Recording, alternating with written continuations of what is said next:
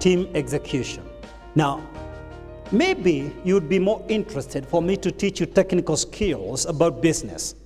The reality is, the most important skill you'll ever learn about business is about people, is the soft skills. The poor work very hard with their hands. The rich work very hard using your hands. While the poor concentrate working harder and harder, the rich concentrate on building people. Great entrepreneurs learned ago that you don't build a business, you build people, and then people build the business. Have you ever heard someone say, I don't know what's wrong with people, I don't understand them. What's wrong with employees? If you don't know, if you don't understand people, you have no chance to run business. Business is a democracy. Business is done by people, for people, through people. If you can't get along with others, a eucalyptus tree that requires a lot of water has a higher chance of survival in the Sahara than you. I have so much to say about team execution. Let me just throw you some 10 gems, very quickly, some 10 gems. Food for thought. Food for thought. Number one, understand your team. People have different temperaments and personalities. They are going through different seasons. They have different tastes. They work at different speeds. Don't compare them. Do not even compare customers. Do not tell employees, if I was here, it could have happened like this, like this. You are not there. If it was me, why? It's not you. They can't work like you. You've got to bite the bullet that we are all different. Number two, protect your team emotionally. Don't tear each other in public. Correct them in your privacy. Let them know that you want to protect them emotionally. When there is faith in the future, there is power in the present. Employees have the same needs just like their employer. They want to take their children to good schools. They want to go for holiday. They want to drive nice cars just like you. When they realize you care, they care for your business. They don't care how much you have. They care how much you care. Number three, role model your team. Model the language you want them to use. Do you want them to go early? You go early. Don't tell them what to do. Lead them in what to do. If you are a businessman or woman and you came for this conference, after this, don't tell them what I told you. Show them what I told you. Don't be a travel agent pointing to places you've never been. Take a walk and then make an invitation to where you are. You can only effectively teach what you consistently model. Model the behavior that you want employees to use. Guess what? This is profound. Treat your employees the way you want them to treat your finest customers. Timid employees are a reflection of an intimidating boss. Confident staff members are an indication of a boss who assures them over and over again. If I come to your office and your secretary bullies me, it tells me the kind of a person the boss is. You don't produce who you want, you produce who you are. You don't attract who you want. You may want to attract cabinet secretaries in your life, governors in your life, but in reality, you don't attract who you want, you attract who you are. You produce your type, you produce your kind. Number four, connect with your team members. Create the time. Don't be mechanical. Create a humane environment. Go there when they have a loved one who has died. Start with them when they have a wedding. Can you imagine what we do in Kenya? Funny behaviors. Someone loses a loved one. And then the first thing every Kenyan does, like. What are you liking? Please, if I've lost a loved one, don't like it. If you can't come to see me, just pass, leave it. You can't begin to like. What are you liking? It is not enough to give a street boy some bread. It takes more effort to go and pick them, take them to a restaurant, and then embrace them. That's the time they see God in you. Number five, learn to communicate. Don't leave them guessing. When you don't give people information, they fill in the gaps. They decide the story for you. Assumptions are the termites of relationships. Don't make assumptions. Agree the communication policy. For example, refuse to text at midnight. Be clear with your communication channels. Agree that you're going to put it in writing. Make it two-way. Make it a dialogue. Number 6, learn to listen. Every time a company collapsed and employees were interviewed, the first one thing they said, we knew we were collapsing, but nobody was listening. Have you ever thought about this? Everything you say you already know, unless your mother case. Every time you open your mouth to speak, you already know what you're about to say. You begin to learn when you listen. A lot of people listen with the attitude of replying. The reason they are listening is to give a response. I urge you to do something different, diametrically different. Listen as though you are meant to make a presentation of what is being said.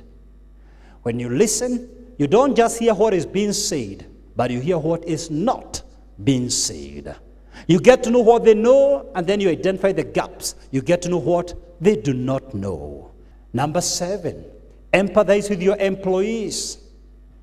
Empathy is not sympathy. Sympathy is feeling for.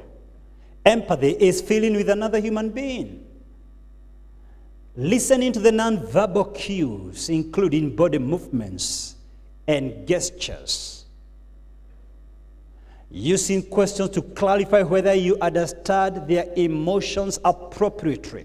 Acknowledging their feelings even if you disagree with them, and refusing at all costs to be judgmental or to belittle their feelings. Please come. You came together. You've just met here. Oh, good. Men are linear, women are cyclic. One of the lessons I teach is why men are linear and women are cyclic. And I teach it at Mount Kilimabogo twice a year on top. Here's a lady with a very warm jacket. He is a gentleman with a shirt only. They are in the same venue. One is feeling hot. One is feeling cold. And they are both right. Don't fight over feelings.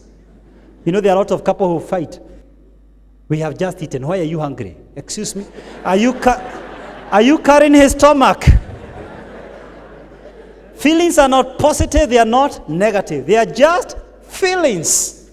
So, brother, it is a very cold evening, period. Sister, it's a very hot evening. And let's not fight over it.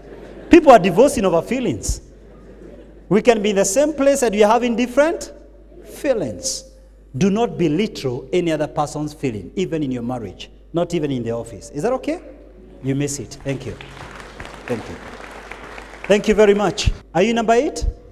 Dig for the gold. Dig for the gold.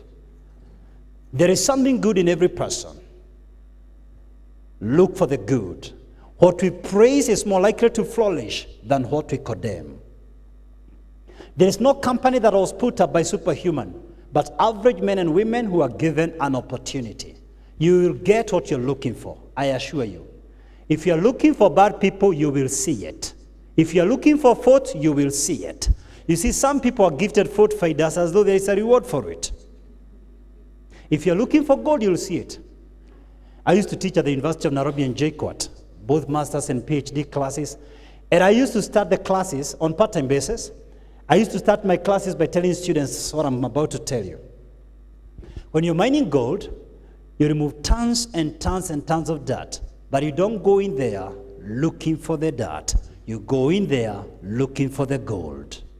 You develop people by looking for the gold in them, not the dirt in them. The gold could be as small as this glass, and the dirt could be trucks and trucks and trucks. Dig for that gold. Look for the good in that person. You will see it. Number 9. Learn to respond, not to react. Sometimes we'll be upset. They were late to take the tender. They missed it with 5 minutes. You have a choice to make. You can hit the ceiling and call them names of all domestic animals. But the tender is still not in the tender box. Is that a fact? What is changing the situation? It's not changing. It is just making you more upset. As a business leader, composure is not an option. One incident, actually 2, made Moses miss the land of promise. He struck the rock, and then he broke the tablets, and he missed the land of promise. Don't lose your cool. Don't lose your composure. They will never do things perfectly. But who is perfect? Are you? No. Number 10 and the last one. Believe in your team. Show your employees that you don't trust them, and they will go an extra mile to prove they are jacks. Show them that you trust them, and they'll go an extra mile to prove they are trustworthy. They eventually give you what you give them. Learn to trust them. Delegate, but never lose control. Be above board, but let them know you believe in them. Affirm them. Speak it. Your thoughts don't bless them. Love never spoken is not love. You've got to speak it. Verbalize it. Let them hear you say, I love you. I need you. Say it as though this is the only person who matters in your business. You'll be surprised they'll go an extra mile to deliver for you.